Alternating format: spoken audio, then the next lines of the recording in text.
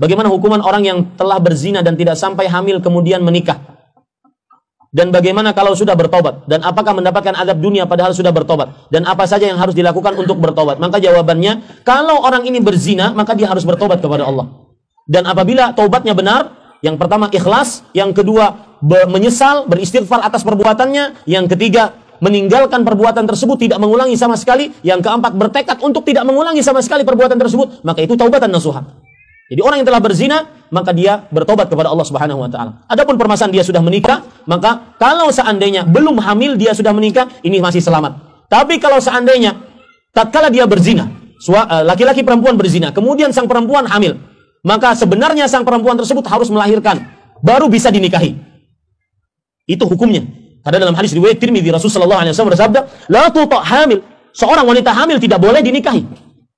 Ya, maka harus dipisah. Nah, apabila belum terjadi, itu solusinya. Apabila terjadi accident before married, hamil duluan sebelum menikah, maka lahirkan dulu, baru nanti menikah. Ya, itu satu.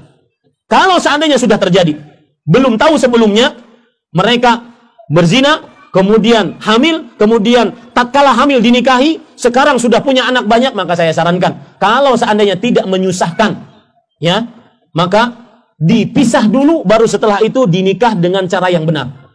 Dengan cara ada dua mempelai, ada wali perempuan, ada dua saksi. Meskipun tidak harus ke KUA, tidak perlu. Yang penting dinikahkan secara resmi dulu. Secara sah sesuai agama Islam. Karena tadi dinikahi dengan cara ketika dia masih hamil, maka pernikahannya itu tidak sah.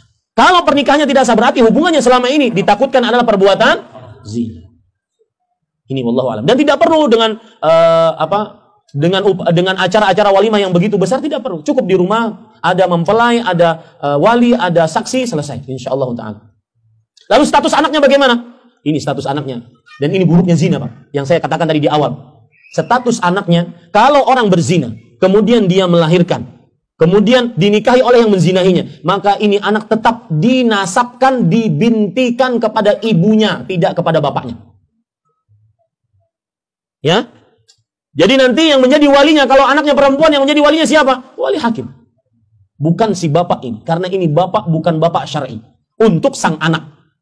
Nah, itu buruknya zina, Pak. Maka saya nasihatkan, terutama kepada anak-anak kita.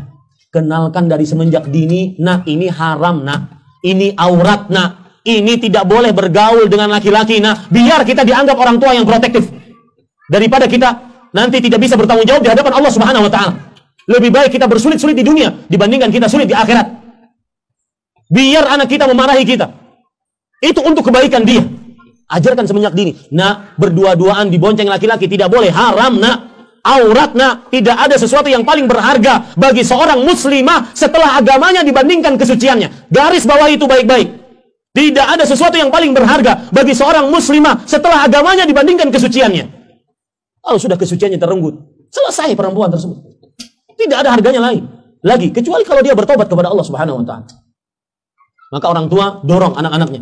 Ini kadang-kadang sebagian orang tua ketika malam minggu tidak diapelin oleh laki-laki, orang tua mengatakan, nak, sabar ya nak, mungkin minggu depan ada, nak. Subhanallah ya Bapak Ibu saudara-saudari yang dimuliakan Allah.